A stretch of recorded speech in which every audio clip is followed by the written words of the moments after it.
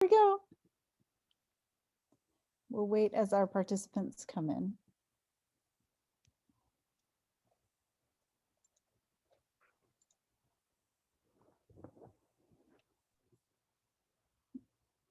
Welcome, everyone. We'll take just a few minutes as people are coming in, and then we'll get started.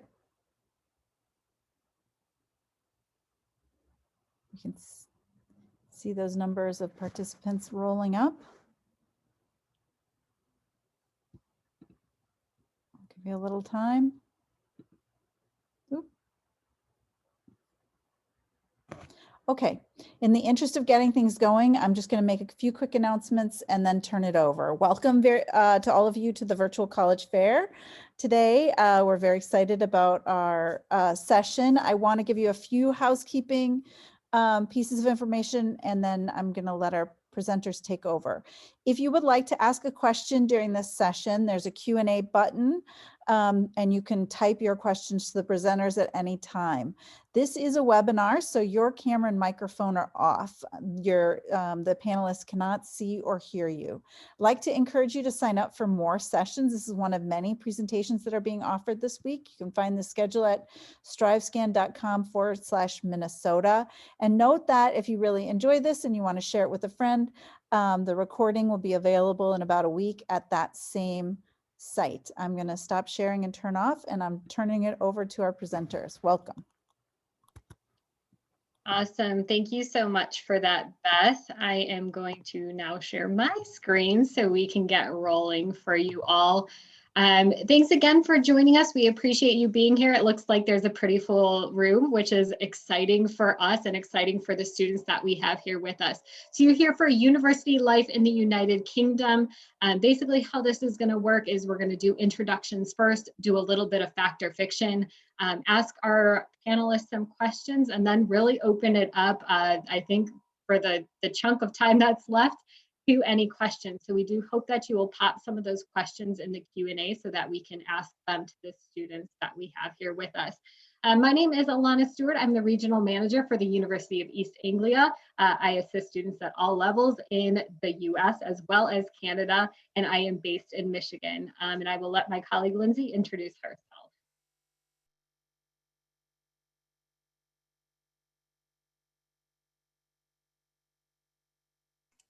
Hi, so apologies, I'm going to go next. I'm Lindsay Ashton. I'm from Manchester Metropolitan University, which is in Manchester, which is in the northwest of England. I've worked there for about 6 years now. And I will pass on to Bill to introduce himself. Hello everybody, my name is Bill. I'm based at the University of Roehampton in the lovely sunny southwest London. I've been at the university for about 7 years now, and I help students from the US make the transition over to the UK to study. Awesome. So we're a little bit more of the official side, but obviously we have our students here too, which is probably why a lot of you are tuning in to hear that aspect of everything. So I'm going to pass it over to Ron. I feel like that's closer than my nasally Midwestern accent, so they can introduce themselves. Thanks. Hi, I'm Brian Catron. I currently work in the Students' Union of Manchester Metropolitan University. I'm the education officer, so I represent students at Manchester Met on all things academic related. I graduated last year from my degree in photography. I'm originally from Iowa.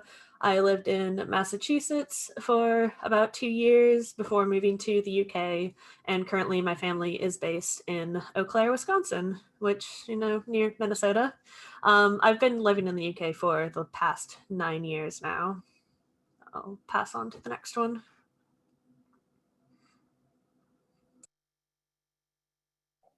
All right, everybody. Well, howdy. I'm Dante. I'm from Texas, and I go to the University of Roehampton, which is just like Bill said, and just in Southwest London, which is pretty nice. I don't know about y'all, but we got some rain today, so which is pretty fun and exciting. I'm a second-year accounting student, and as part of a 3-year degree, and so it's been pretty fun. I moved from Dallas, Texas, and it's been a pretty enjoyable ride. And over to the next, yeah. Hi everyone, I'm Nicole. I go to the University of East Anglia. I'm a final year international development student, and I'm actually planning to stay on for my master's next year. I'm originally from Fremont, California, which is where I was born and raised, and I've been living in the UK for 3 years now as the American International Student Ambassador for UEA. Awesome. Thank you so much. And we will hear a little bit more, but now we're going to roll into that fact or fiction section. Just 3 quick ones to get some of those rumors dispelled before we go to the students. So it's actually going to start off with my colleague, Bill. Yes, so I'm going to study at Hogwarts. Is that true or false or fact or fiction? It is fiction. Even though all of us would like to study at Hogwarts, pretty great place, moving stairs, quite annoying to get around, but you know, it'd be all right. So actually, let me focus on the type of institutions that we've got in the UK. There are actually only 6 ancient universities in the UK, with some of them going back over 1,000 years. As well, and obviously that big one is Oxford. The vast majority of us are from the 19th century onwards, so the 1800s. My university was founded all the way back in 1841, sort of focusing on teacher training all the way back then, and that's a little photo of mine on the top right there. Quite a nice looking campus there as well. And there's a few different types of campuses as well. You've got city campuses like Manchester Met, but they're kind of a quasi sort of a city and a campus, so they're kind of based right in the sort of centre of Manchester. Collegiate university like myself as well, not myself physically, but the university. A collegiate university made up of 4 colleges that make up the body of the university, and campus universities also like, well, all of us have got campuses, but some campus universities are kind of sort of a few miles outside of the city, like UEA's Norwich is just, they're about 3 miles, I believe, just outside of Norwich, and Roehampton, we're in southwest London, whereas Manchester Met is right in the sort of centre of the city. But don't worry, guys, if you are a castle lover, there are still castles all across the UK for you to go and visit. In fact, I am actually broadcasting live from a castle right now. I'm not, but you believed me for about 3 seconds. Okay, next slide, please. Awesome, Bill, I got this one. So it's the next rumor or fact or fiction is I'll save time and money compared to staying in the US. And by and large, that is fact usually, as some of our students may eventually attest for you. But the price is right. We tend to think so. Because the degrees are 3 years long, Dante kind of alluded to that. They're 3-year standard. You pay 1 year less than a US degree. And you might know that US degrees can extend more than 4 years, whereas our UK degrees will not extend more than 3 years. It's pretty much that set 3-year degree, unless you do a sandwich year, like a year abroad or year in industry. I know Nicole was set to do a year abroad. Unfortunately, COVID had something to say about that for her. But even if you are doing that year, you do not pay full tuition fees. So that's a definite perk. You still have the 4 years, but you still really only pay kind of like 3 1/4 years. When you do cost compare, we tend to be comparable to an out-of-state institution, but sometimes even in-state institutions, depending on when you're or where you're looking and where you are located in Minnesota. Well, I guess you're all in Minnesota more or less. But if you are sitting down and doing that cost tuition comparison, again, we tend to look very favorable, especially to out-of-state institutions. And then when you kind of work it out for the 3 or 4 years, we will look very competitive. The vast majority of the UK institutions are able to accept FAFSA loans. So if you do need a little bit of that buffer between what you need and what you have, you can take those over to the UK if you are eligible once you apply for FAFSA, which is the free application for federal student aid. And then we also do accept veterans benefits. So whether you yourself, you're a mature student, or if you're looking to use a parent's GI Bill benefits, we can receive those over in the UK. And then finally, we do also offer international scholarships for students. Those will vary per university depending on where you're looking, but I will say the vast majority of us do have at least something to offer students. And you're also allowed to work part-time while you're in the UK, so that can help with some of the funding. Now, Lindsay is going to do our last fact or fiction. Yes, so the thought is that it's difficult to apply to the UK, but that is also a fiction. And Alana with her, thank you. And then, so we have a system in the UK called UCAS, UCAS, which stands for the University and Colleges Admissions Service. And this allows you up to 5 choices of university and or program. Now, you can apply for anything you wish to. You have a total of 5 choices, and you can apply for kind of anything you wish to. However, what we do recommend is that you don't apply for 5 different program choices across one university. The expectation is that you would be applying for a similar program, for example, business management, and you would be looking at that at different institutions. So what we would be kind of expecting to see is 1, possibly 2, depending on the level and the availability of different programs at universities, 1 or 2 programs at one university, but the expectation is that you would have quite a choice, because you would have what you maybe consider reach programs, what you consider more achievable programs. So we would expect you to be looking at the same kind of subject area. There is a deadline for these applications, which is the 15th of January for what we call equal consideration. However, many universities do accept international applications until the 30th of June. Once you go past the 15th of January deadline, it is important to look at contacting those institutions that you may feel are more competitive, just to make sure that they are still accepting applications. But for the most part, most of us will accept applications until the end of June. There are some kind of very considerable exceptions to this rule, one of which is Oxford or Cambridge. So if you are looking at Oxford or Cambridge, the deadline for this is the 15th of October, which means you do have about 6 weeks from the beginning of September to put in your application. And you can also only choose one of those. So it's either Oxford or Cambridge. The other exception is if you're looking at medicine, dentistry, or vet science programs. Of the 5 choices, you're actually only allowed to make 4 choices of that area. So if you're looking at medicine, you're only allowed 4 medical choices. And then your 5th choice, usually most students will pick something related, such as biomedical science. This is more because of the competitive nature of these programs, and just to allow you a spare kind of fallback program. We do use the Common App. Some universities, not all, I think there's probably around about maybe 20 to 25 universities using the Common App at the moment. UCAS is a very similar system, but it's important that if you are using the Common App, just again to weigh up those choices, if you are going to use UCAS and the Common App, just to make sure that you're not exceeding your 5 choices. There is also the opportunity at some universities to send in a direct application. For many of these universities, it's only if you're not using UCAS. So if you're just making one singular choice to one institution, many institutions will accept direct, but again, that isn't everybody. So it is important to kind of get in touch with those institutions if you are just thinking of applying to those single institutions, just to ask them if they will accept a direct, and you don't have to go through UCAS. It is a fairly straightforward process. You make those 5 choices, you wait for your results, and then you make your firm and insurance choice, which actually just brings it down to 2 choices. But as you're going through that process, there is an international officer, there's admissions people that you can contact if you need any kind of support. So now we'll hand over to our students, which is probably why most of you are here.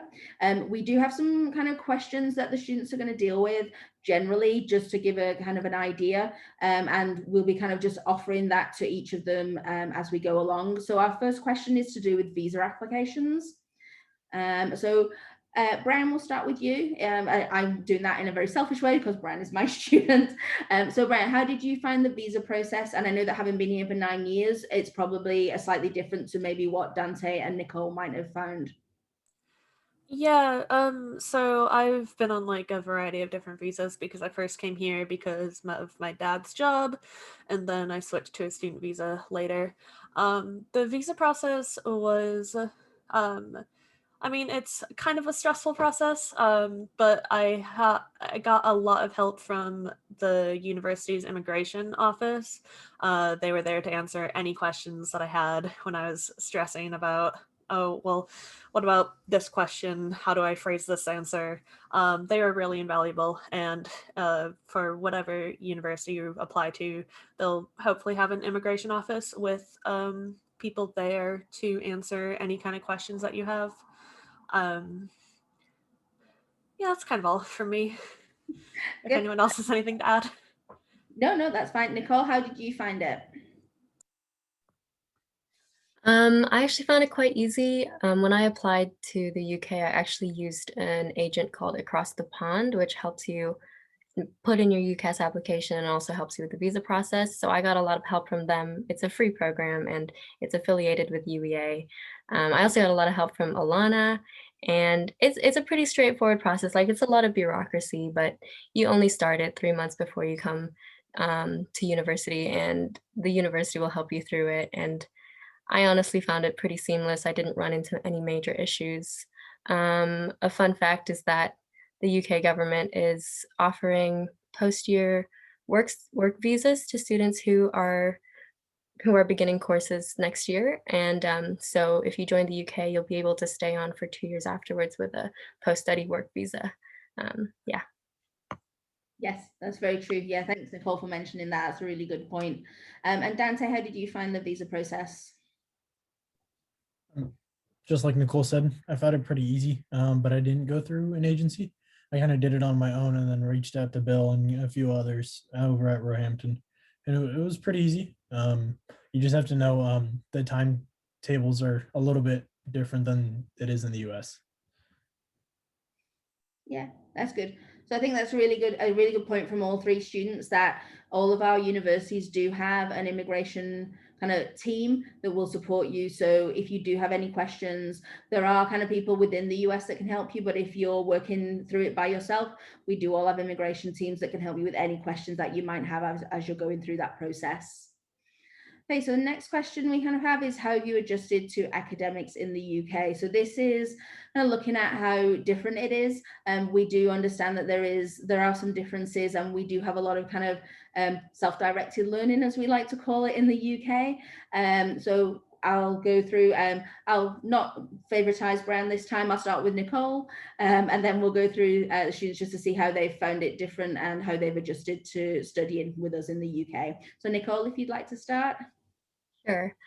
The biggest difference for me is probably like the nature of assessments that we have.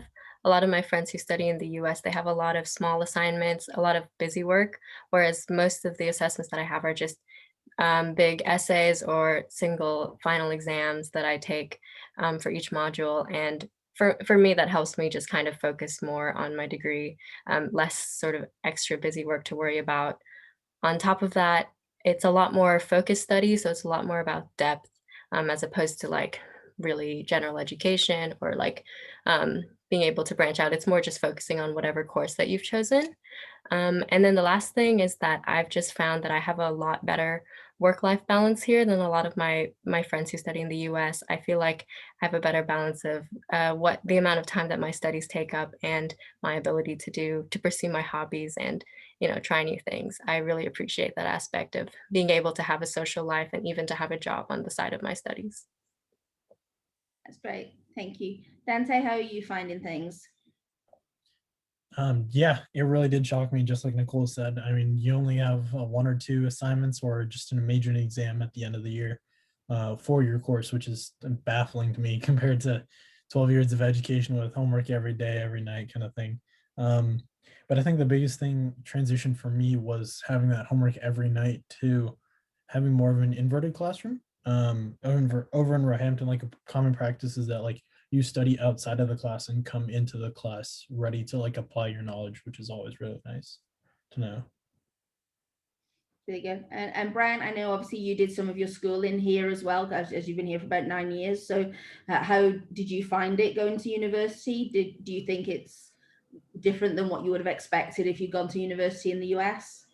Yeah, so I mean, like talking to my friends who do go to college in the US, the assessments thing is something that they've mentioned, that it's a lot of like because like they'll have GPAs that are calculated like throughout the year based on a variety of assignments, whereas here our kind of final grades are based on a lot more bigger assignments, usually placed at the end of modules instead of like adding up throughout the modules. It's like a bit of a different college experience, I would say, like compared to friends that I've spoken to who go to college in the US. There's usually no sharing of rooms, at least not in Manchester, which a lot of my friends are very jealous of. You'll have to share like flats, but you'll have your own bedroom usually, which is very nice. Also having to usually have to choose kind of your major quite soon on instead of kind of trying bits and bobs like you might in the US, which is like quite different. Right, that's really good. Thank you all. I'm going to hand over to Bill now, who's got the next couple of questions to go through. Great, thank you, Lindsay and students.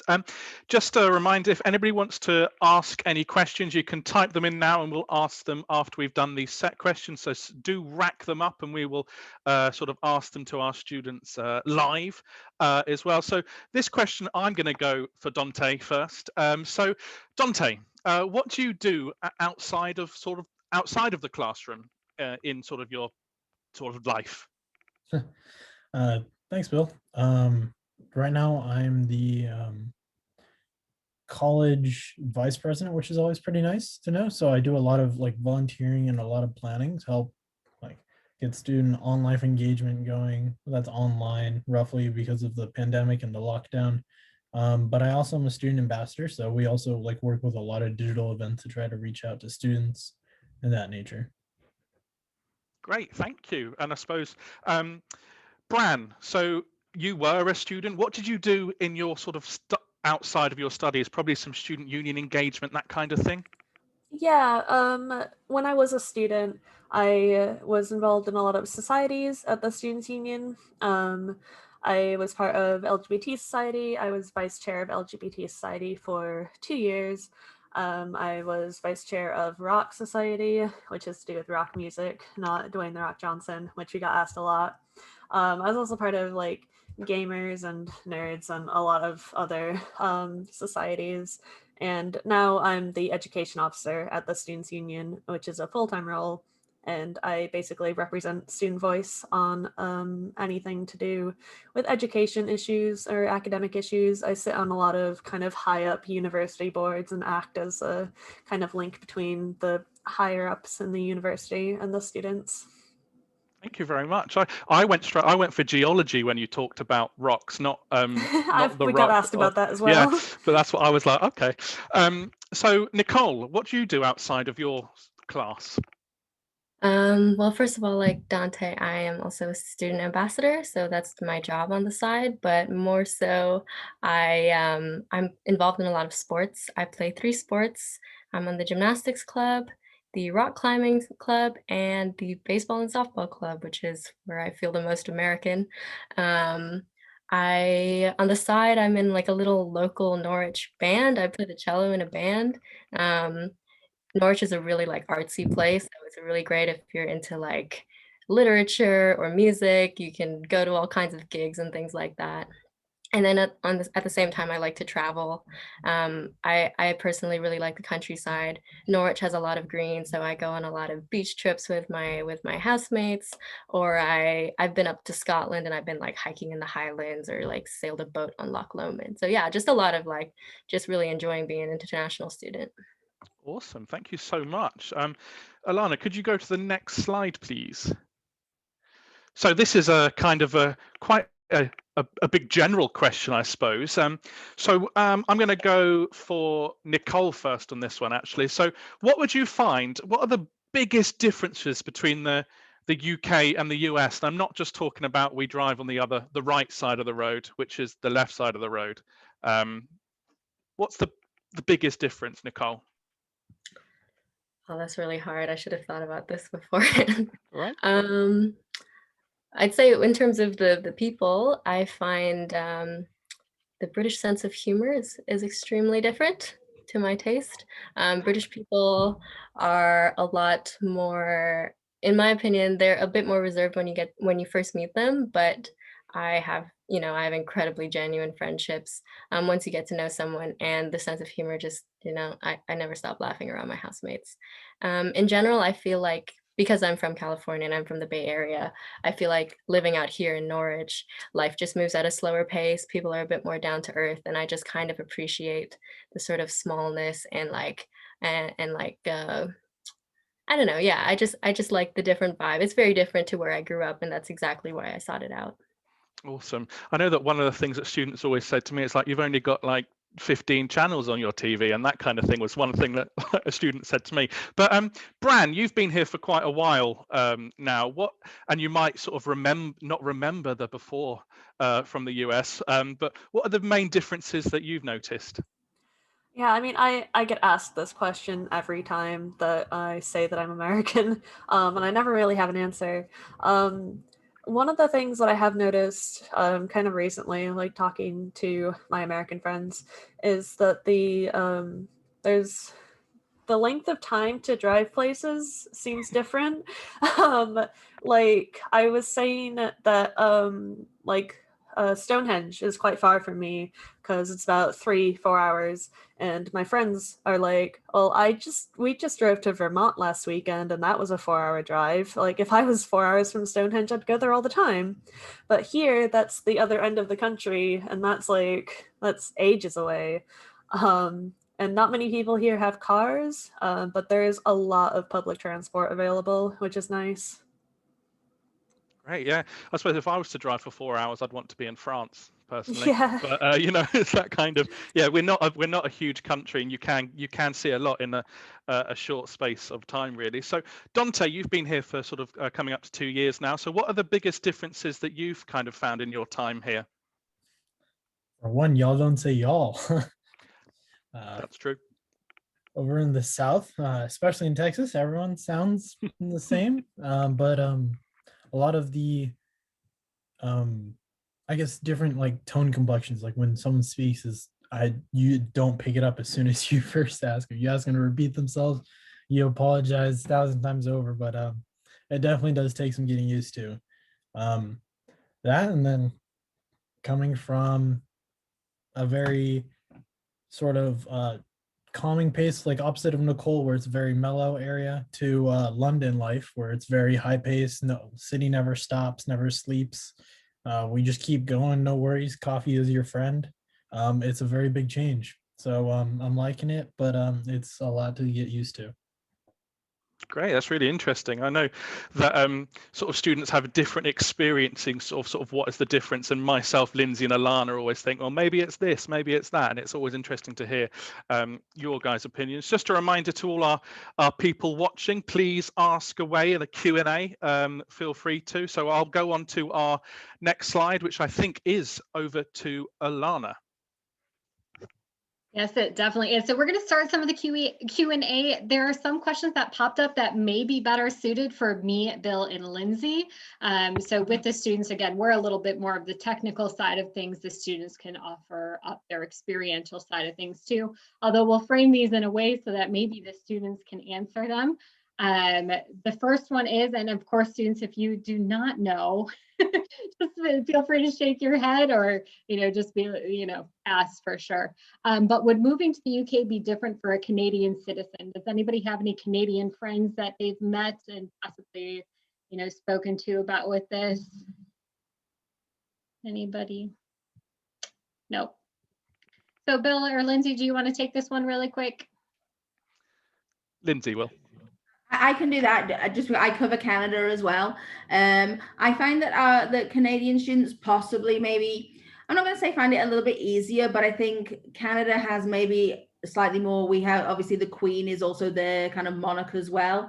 So there is maybe a little bit, there's a little bit more of an English connection or a British connection, I would say. So maybe they do find it a little bit easier, particularly some of the vocabulary more than anything, I would say. There are quite a lot of, I think, many people think that coming to the UK is going to be very similar because we all speak English, but there's a lot of differences, whereas I think maybe the Canadians find a lot of terminology a little bit easier. But I would say, we've all got Canadian students, and if you have any questions specifically for Canadian students, you can give us a shout, drop us an email. Our email addresses will be on at the end, and we can try and put you in touch with a Canadian student, and you can ask them those questions specifically if it's very kind of a lot of differences and things. But I find that the Canadian students settle in very well. For the ones that I have come to Manchester Met, just because I think that the slightly more English connection does help quite a lot. Very similar visa process too, so there's nothing really different with that, to be honest. So, and that might be the good consideration. The other one was from, we have a student asking about what is meant by equal consideration. Lindsay, you mentioned the January 15th date, and they asked, is it similar to early decision in the US? Bill, go ahead. Sorry, my screen froze there for a second. So the early sort of January 15th deadline is a deadline that's been there for a few years now. That's set by UCAS. It did actually get moved by 2 weeks this year because of the pandemic.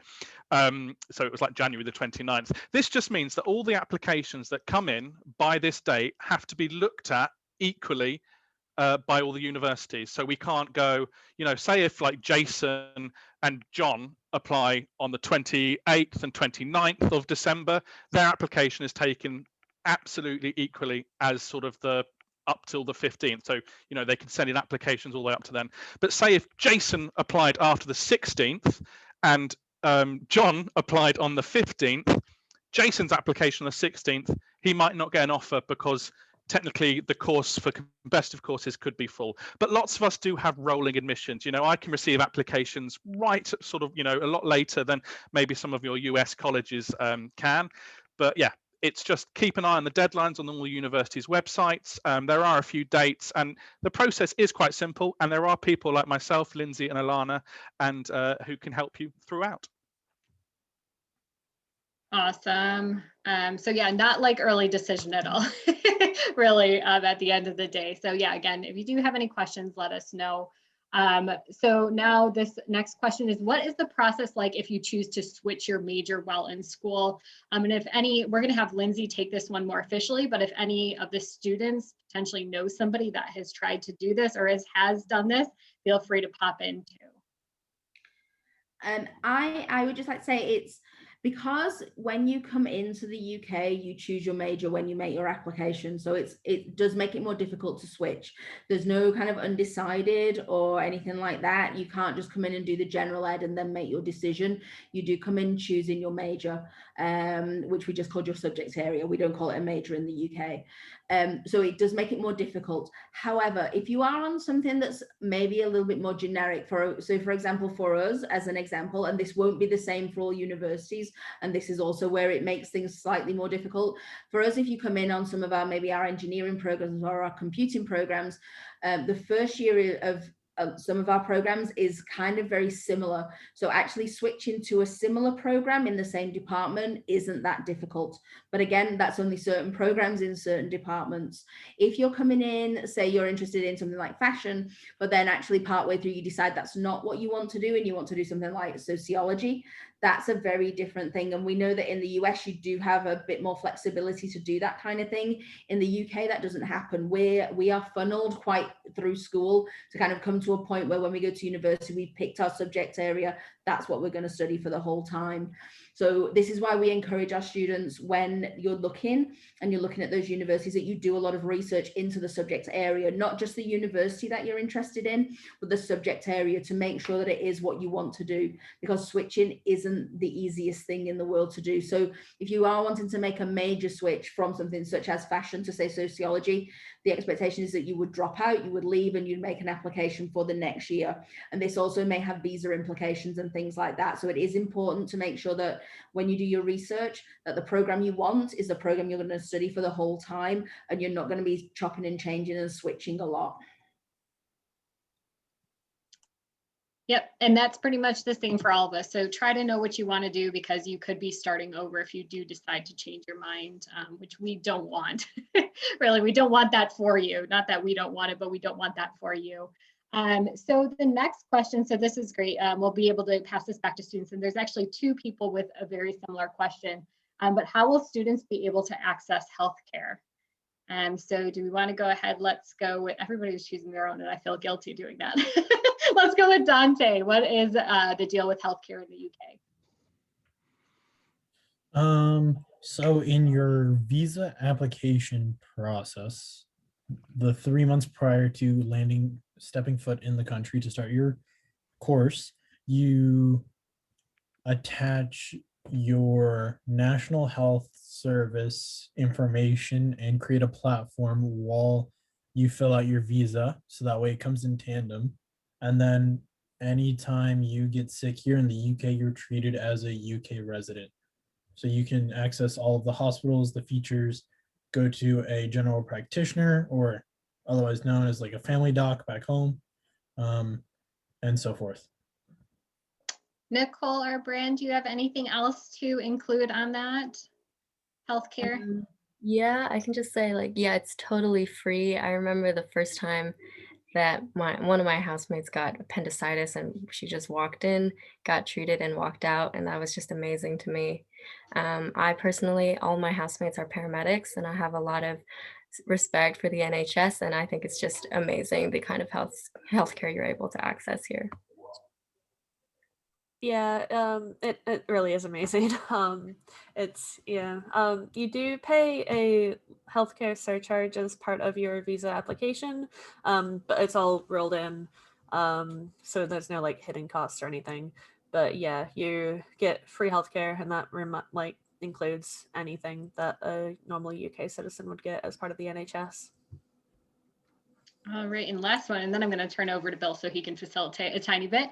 But we did have a question about after getting a bachelor's degree in the UK, then getting a higher degree in the US. Is the process hard? So I know Nicole's looking to stay in the UK, and I don't know if anybody's looking to go back to the US and has this experience. Does anybody know anybody who has done this? Any friends that you've had? That's totally fine. So with this, I was going to say, I'm sure this is probably going to be one of those more technical ones. So with this, I always like to say that the UK degree should be highly recognized in the US. There might be a few exceptions to that. I used to work for a university who does not recognize, unfortunately, the 3-year undergraduate as a full year, but you can do the Nicole route. So you can stay in the UK for your master's degree. It is just a year. If you're talking about the job process too, looking to get a job, they should be just as recognized too, barring professional practices with like law, medicine, teaching. Those might be a little bit trickier taking back to the US, but I always tell students, if you're concerned about it, maybe reach out to a few institutions you might be considering for postgraduate work and ask them if they will accept a 3-year UK degree for entrance. That's usually the best way to go. So I think you will be able to, I know you definitely will be able to find institutions in the US that will accept it. So now I'm going to pass it over to Bill to ask some of these other awesome questions. Great, thank you so much, Alana. So all of you, I don't know, where did you live and sort of how was your housing and meals and food like in sort of the UK? Is there any difference to sort of your college friends in the US might have done? So I'll go to Dante for that one. Yeah, Bill. Definitely a real big difference. I'm not gonna lie. There's not a lot of steakhouses here, to say the least. And yeah, even when you do look, ribs are not the same. Baby back ribs are not the same. But yeah, it's really enjoyable. Definitely had to learn to cook a lot more on my own. A huge difference is we don't have meal plans and we don't have like catered staff for that. It's you learn to cook on your own and you share a kitchen with everyone else you live in your hallway, which is a pretty nice way to get to know everyone, but it's also a pretty interesting way to like grow up. Cool, thank you. Nicole, do you have a similar kind of experience? Do you ever eat at any of the cafeterias the university has to offer, or do you stick in your house and cook for yourself? I was self-catered as well, which means that I cooked for myself. But I mean, UEA and I'm sure other unis too have options where you can just get a meal on campus, like cafeteria style, and they have like cafes where you can get a coffee or like a pastry in between lectures. So I definitely made use of that in between my lectures, especially. And then as far as housing goes, I had an ensuite room, which means I had my bathroom inside my room. And honestly, it was still incredibly affordable. the majority of housing, at least at UEA, is you get your own room, which is really different from in the US. And I just really enjoyed having that amount of privacy. But at the same time, you can sort of pick your price point. And so if that's not something you can afford, you can always share a room with another student. So there's a lot of options. Great, thank you so much. We've got a few sort of questions. Any of you have any sort of free time sort of to explore the UK, and what's your kind of sort of one favorite thing about being a student in the UK? I'll go to Bran. So what was your one favorite thing about being a student here?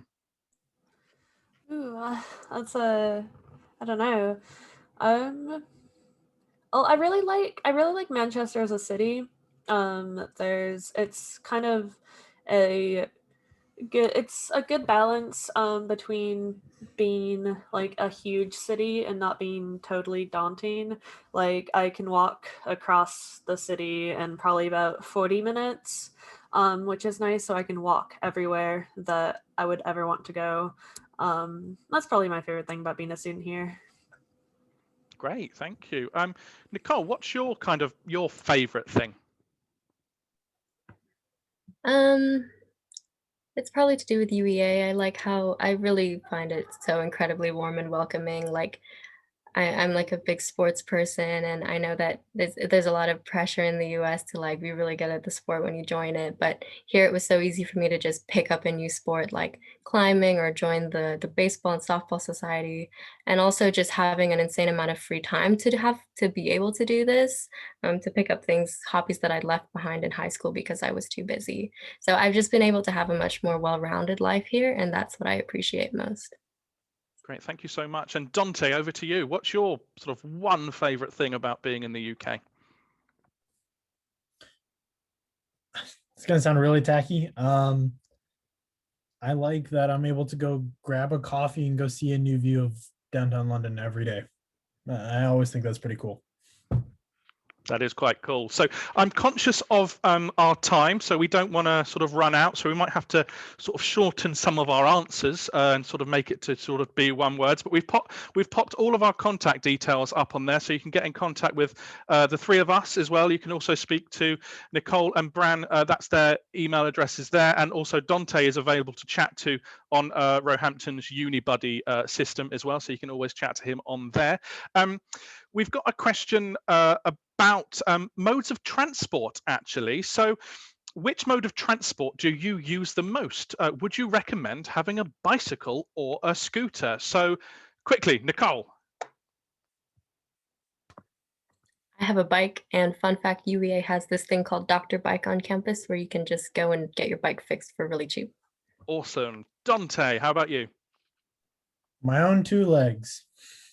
Fine. It's a walkable city. And Bran, how about yourself? Yeah, I walk everywhere. Yeah, that's great. British people seem to sort of like love walking everywhere. And everything's only ever 5 minutes away, even if it's half an hour. Everything's a 5-minute walk as well. So this is kind of a fun one.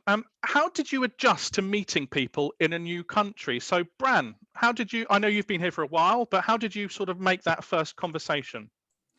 I joined a lot of societies at the Students' Union, and it kind of gave me a commonality between people who are all there to celebrate one sort of thing. So it was really easy to kind of start with there and go from there. Awesome. I'm really conscious of time, but if you've got time, Dante, how did you adjust to meeting new people? I jumped off the deep end and tried to talk to as many people as I could. Awesome. Great. And Nicole? I find that when people find out you're American, they just want to talk to you and ask a lot of questions anyways. Awesome. Okay, so what I'll do is I'll hand over to Alana and we can sort of just wrap up. And it's been a lovely, great chatting to you. But Alana, do you have any sort of final words? Yeah, and I was also going to let Lindsay kind of wrap this one up, but if Lindsay has anything to say. But if I just wanted to say quickly, you don't even have to just shake your head yes or no. Is it difficult to apply to university in the UK as a US citizen? No. So it's very easy. Again, if you have any questions, please reach out to any single one of us. We did have a couple of last questions. We will be able to respond to those. We will get a transcript of these. So maybe we'll even pass them to the ambassadors, our students here today, so that they can answer them for you, because I think you're wanting their perspective rather than ours. So thank you so much, everybody, for joining us. We really appreciate you taking the time here, and we hope that you have learned something valuable. I know that Minnesota has a bunch of 6x6, so university presentations coming up. So please do make sure you check those out. I think I'm going tomorrow. I don't know if my colleagues are also joining in on that, but we'll be happy to reach or have you reach out to us if there's anything absolutely that you need. Wonderful. Thank you, presenters, for a really fabulous session. And I want to thank everyone who was able to attend today. When you close your window after today's session, you're going to see a quick 4-question survey. We would really appreciate it if you'd fill that out. Again, a reminder that you can sign up for more sessions at strivescan.com/Minnesota, and that within about a week, there'll be recordings of these sessions available at that location. That's it for us today. A big thank you to everyone for such a great session. Have a great day. Thanks.